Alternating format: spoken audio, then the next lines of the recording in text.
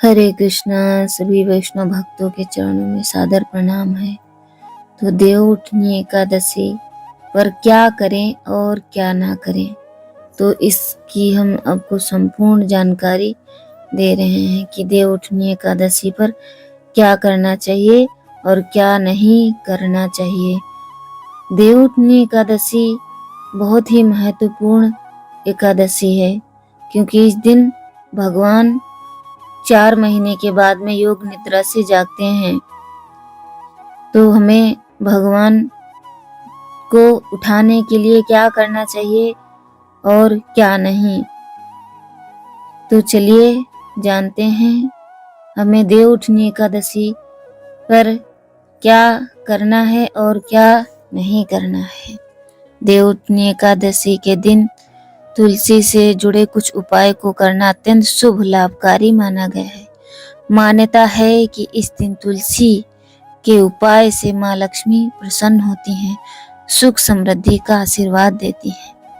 हर साल कार्तिक माह के शुक्ल पक्ष की एकादशी को देवउठनी एकादशी व्रत किया जाता है। यह तिथि भगवान विष्णु माता लक्ष्मी को समर्पित है। इस साल देवउठनी एकादशी 1 नवंबर 2025 को मनाया जाएगा। मान्यता है कि इस दिन भगवान विष्णु व धन की देवी माँ लक्ष्मी की पूजा अर्चना करने से पापों से मुक्ति मिलती है और जीवन में सुख समृद्धि आती है। देवउठनी एकादशी के दिन चतुर्मास समाप्त होता है।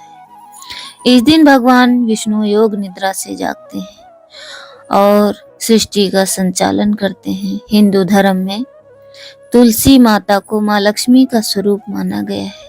मान्यता है कि देवउठनी एकादशी के दिन तुलसी जी से जुड़े कुछ उपायों को करने से माँ लक्ष्मी प्रसन्न होती हैं और घर में सुख समृद्धि आती है। जाने देवउठनी एकादशी के दिन तुलसी में क्या उपाय करने चाहिए। नंबर 1, देवउठनी एकादशी के दिन भगवान विष्णु को तुलसी दल युक्त भोग लगाना चाहिए। मान्यता है कि इस उपाय को करने से प्रभु श्री हरि के साथ माता लक्ष्मी की भी प्रसन्न होती है और साधक को मनवांछित फल की प्राप्ति होती है। माँ लक्ष्मी की कृपा से जीवन में धन का आगमन होता है। नंबर 2, देवउठनी एकादशी के दिन तुलसी के पास सुबह शाम घी का दीपक जलाना चाहिए। तुलसी की 5 या 7 बार परिक्रमा करनी चाहिए। मान्यता है कि इस उपाय को करने से माँ लक्ष्मी भी प्रसन्न होती हैं और घर में सुख समृद्धि आती है। नंबर 3, मान्यता है कि देवउठनी एकादशी पर माता तुलसी के मंत्र महाप्रसाद जननी सर्व सौभाग्यवर्धिनी आदि व्याधि हरा नित्यम तुलसी त्वम नमस्तुते का जाप करने से माँ लक्ष्मी का घर पर स्थायी वास होता है और धन संबंधी सभी परेशानियों से राहत मिलती है। तो एक बार फिर से मंत्र का उच्चारण करेंगे। महाप्रसादम जननी सर्व सौभाग्य वर्धिनी आदि व्याधि हरा नित्यम तुलसी त्वम नमस्तुते। महाप्रसादम जननी सर्व सौभाग्य वर्धिनी आदि व्याधि हरा नित्यम तुलसी त्वम नमस्तुते का जाप करने से माँ लक्ष्मी का माँ लक्ष्मी घर पर स्थायी वास होता है और धन संबंधी परेशानियों से राहत मिलती है। नंबर 4, देवउठनी एकादशी के दिन तुलसी पूजा के बाद तुलसी चालीसा का पाठ करना चाहिए। माता तुलसी को 16 श्रृंगार अर्पित करना चाहिए। मान्यता है कि ऐसा करने से माँ लक्ष्मी का घर पर स्थायी वास होता है। नंबर 5, देवउठनी एकादशी के दिन तुलसी के पौधे की विधि पूर्वक पूजा कर अर्चना करनी चाहिए। मान्यता है कि ऐसा करने से माँ लक्ष्मी प्रसन्न होती हैं और घर में धन का आगमन होता है। तो हमें माँ तुलसी की पूजा आराधना करनी चाहिए और देवउठनी एकादशी के नियम का पालन करना चाहिए, जो कि सबसे महत्वपूर्ण है। और तुलसी जी को सिंचन करना चाहिए और बहुत सारी जानकारी हर साल कार्तिक मास के शुक्ल पक्ष की एकादशी को पड़ता है। पंचांग के अनुसार इस साल आम लोग 1 नवंबर को ही, वैष्णव परंपरा से जुड़े लोग 2 नवंबर को अपनी अपनी आस्था और परंपरा के अनुसार मनाएंगे। तो जो वैष्णव एकादशी है वो 2 तारीख को मनाएंगे वैष्णव परंपरा, और अन्य साधारण लोग जो आम लोग हैं वो 1 नवंबर को मनाएंगे। तो ये 2 दिन की एकादशी है।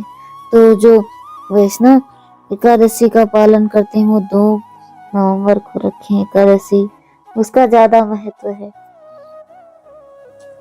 अपनी अपनी आस्था और परंपरा के अनुसार मनाएंगे।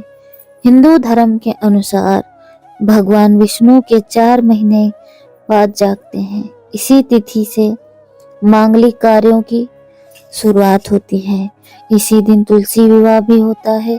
आइए जानते हैं कि देवउत्थान एकादशी के दिन भगवान विष्णु की कृपा पाने के लिए क्या करना चाहिए और क्या नहीं करना चाहिए। देवउत्थान एकादशी पर क्या करना चाहिए। हिंदू मान्यता के अनुसार देव उठनी एकादशी व्रत को अत्यंत ही पुण्यदायी माना गया है। ऐसे में इस दिन व्यक्ति को स्नान ध्यान करके अपने तन और मन को पवित्र रखना चाहिए।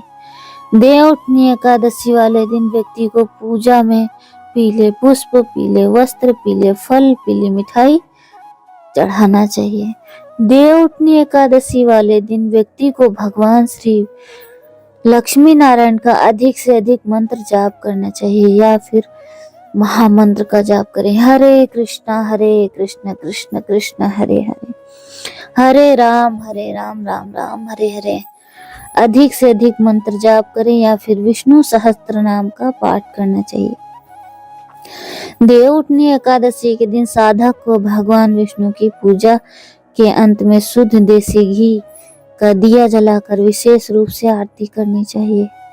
देवउठनी एकादशी के दिन साधक को पूजा घर के साथ पूरे घर में दिए जलाने चाहिए। इस दिन घर के किसी भी कोने में अंधेरा नहीं रखना चाहिए। देवउठनी एकादशी व्रत का पुण्य फल पाने के लिए व्यक्ति को यथासंभव जरूरतमंद लोगों को दान करना चाहिए। देवउठनी एकादशी पर क्या नहीं करना चाहिए। तो देवउठनी एकादशी व्रत वाले दिन व्यक्ति को अपने मन में किसी के प्रति बुरे विचार नहीं लाना चाहिए और क्रोध से बचना चाहिए। जिस तुलसी के बगैर एकादशी और भगवान विष्णु की पूजा अधूरी मानी जाती है उसे उस दिन भूल कर भी नहीं तोड़ना चाहिए। पूजा में चढ़ाने के लिए तुलसी के पत्ते पहले से ही तोड़ कर रखें।